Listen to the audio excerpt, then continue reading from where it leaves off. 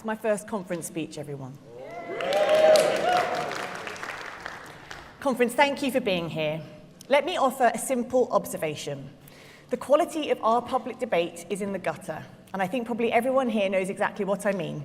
And for once, I don't mean Ed on a hobby horse.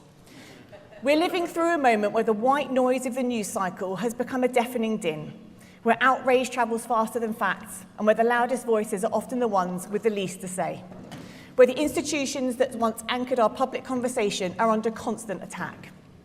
When I was appointed spokesperson for culture, media and sport, I knew we had a choice. We could either join the shouting match or we could start fixing the megaphone, and I chose the latter. I chose the latter because telling a positive story about Britain is impossible if the narrator is constantly lying to you. So when we see it, we challenge it. When GB News presented racist data on the number of foreign-sounding names attending court, Liberal Democrats forced an Ofcom investigation. When GB News just this week aired a series of statements about immigration saying there's a genocide against white people happening in this country, we demanded even stronger action. When GB News sat there as Donald Trump spouted bile about no-go areas in our great capital city, the Liberal Democrats were the only party brave enough to take on his poisonous rhetoric. But sometimes, conference, it feels like a game of whack-a-mole. We have certain channels, and yes, I'm looking again at GBBs, that are so detached from reality that you wonder if they're broadcasting from a different dimension. And what has the response been from Ofcom, the people meant to guard the gates of our public realm? To do nothing, absolutely zilch. And politicians on the fringes know that Ofcom won't do anything. The far right has turned outrage into a business model, and their figureheads are growing filthy rich from it. Take Nigel Farage, a man who's built a career on standing up for the forgotten while earning more than £750,000 from media gigs, trading on the very fears he's manufactured. Or his fellow Reform MP, Lee Anderson, who's made £100,000 from the same right-wing news channel. But there is an antidote to all this poison. It's a three-letter acronym that stands as a fortress against a tide of disinformation, the BBC. Cheer for the BBC.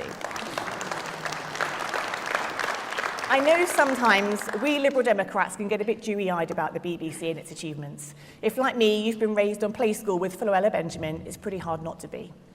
But the BBC is our national town square. It's the one place where, regardless of where we live or how we vote, we can still find a shared set of values in its news, reporting and entertainment. This is what keeps us from sliding into the hyper-partisan, broken reality of the United States. People in America are living in different universes from their neighbours, where you pick your truth based on your TV channel. In Britain, we have a gold standard that demands better. And it's worth reminding ourselves that the BBC is way more than just news. It plays host to some of our proudest national moments: the Olympics, the Queen's Jubilee, National Treasure Celia Imrie farting on the traitors. It is the only organisation making programmes for children. It underpins so much of our arts and culture, funding orchestras, choirs and young musicians. If we lose the BBC, we lose far more than our occasional slot on Question Time, a very, very occasional slot. We lose an institution which, when the world feels like it's fragmenting, is the glue that holds us together, which reminds us of what we have in common rather than what keeps us apart. Because unity doesn't mean everyone agrees with each other. Unity means inhabiting the same public space, sharing the same reality, even when we disagree with what to do about it. And that, conference, is exactly why Nigel Farage, GB News and their billionaire backers have one goal: to destroy public broadcasting.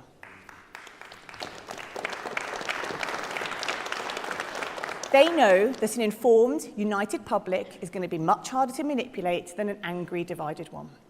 They want to tear down the very thing that reflects our best selves so they can sell us their worst. Liberal Democrats will not let that happen. And that is why the upcoming charter renewal cannot be just another bureaucratic exercise. The threat of a reform government is far too high for us to be complacent. The Liberal Democrats would go further than any party has done before, and we would grant the BBC a permanent charter.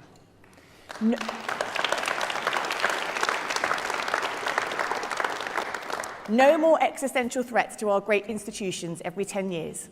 No more risking our greatest cultural assets to the whims of a single minister, hard right or otherwise. We would create a constitutional guarantee. Any attempt to gut the BBC's public service mandate, its mission, or those foundational Reithian principles to inform, educate and entertain would require a supermajority in Parliament. And we wouldn't stop in Westminster.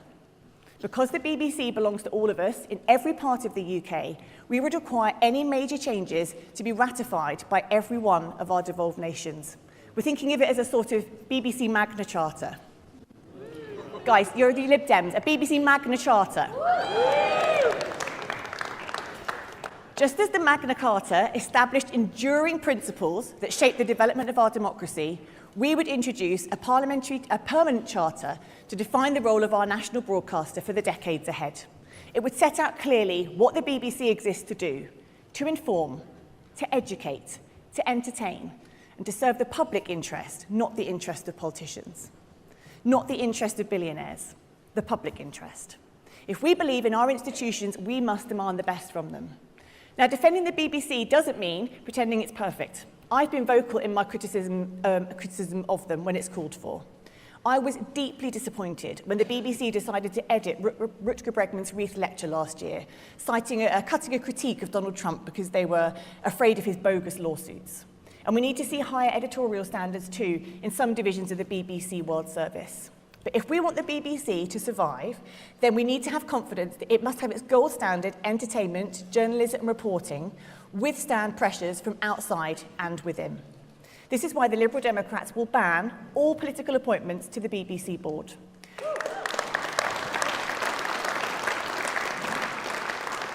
We will end the era of political interference.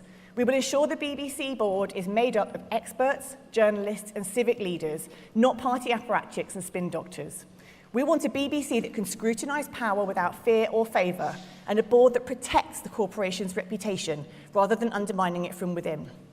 Conference, it's time to urgently take the politics out of the BBC so we can put the public back into public service broadcasting.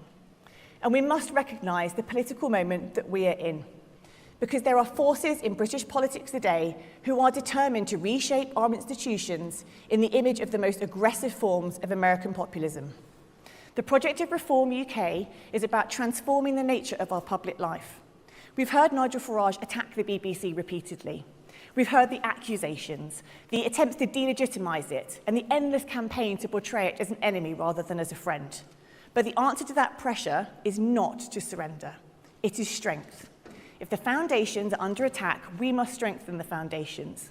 Because for all the criticism it receives, the BBC remains one of the most remarkable institutions this country has ever created. From investigative journalism that holds power to account, to educational programming that informs millions, to the cultural output that reflects the richness and diversity of modern Britain. Without the BBC, we wouldn't have the Proms, the Archers, Craig Charles on Six Music. Without the BBC, women's sport would not be as popular as it is today. Without the BBC Liberal Democrats, we would never have seen Anton de Beck dragging Anne Widdecombe across the Strictly dance floor like a sack of glittering potatoes. But while we've been cheering on the bobsleighs at the Winter Olympics and arguing amongst ourselves about the licence fee, authoritarian regimes have been turning on the spending taps. Conference, we aren't just facing a crisis of debate at home. We're on the front lines of a global information war. Russia and China are pumping hundreds of millions into state-backed broadcasting, flooding our airwaves with propaganda, designed to destabilise and deceive. In this climate, the World Service isn't a nice-to-have cultural export that makes people want to have a picture of themselves next to Big Ben. The BBC is the world's most trusted source of news. It is the front line of defence against misinformation and disinformation. As I speak here today, 25% of people in Iran are accessing BBC News, despite the fact it's banned there. For a protester in Tehran or a student in Moscow, the World Service is a lifeline to the outside world. And for the United Kingdom, it is a strategic asset in a disinformation war. It is the greatest tool of soft power this country has ever possessed, doing more for Britain's global standing in a 30-minute bulletin than any advertising campaign could ever do. The BBC World Service reaches 420 million people, yet we treat it as a luxury we can barely afford. It cannot keep going, cap in hand to the government at every spending review, because if Farage ever got the keys to number 10, do we really think he'd defend the BBC World Service? Or would he quietly welcome the chance for his political hero, Vladimir Putin, to pour his propaganda into the airwaves of Britain and our allies? We cannot take that risk. We owe it to ourselves and our allies on the front lines of fighting authoritarianism and oppression. That's why we are calling, I haven't even done the call yet, Max. That's why we're calling for the government to guarantee World Service funding from the Foreign Office budget. Now you can clap.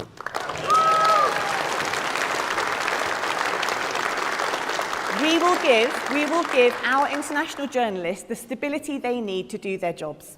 We will give them the funding to dig deeper and shout louder. And we will give those around the world the tools they need to fight disinformation wherever they find it. Conference, the struggle over the BBC isn't really about broadcasting. It's about the kind of country we want to be. Do we want a fragmented, fever dream media landscape driven by outrage and dictated by algorithms? No. Or do we want a shared public space where facts still matter? Do we want institutions that are battered and bruised by every passing political storm, or institutions that are built with the strength to outlast them? The answer for Liberal Democrats is clear. The BBC is one of our country's greatest achievements.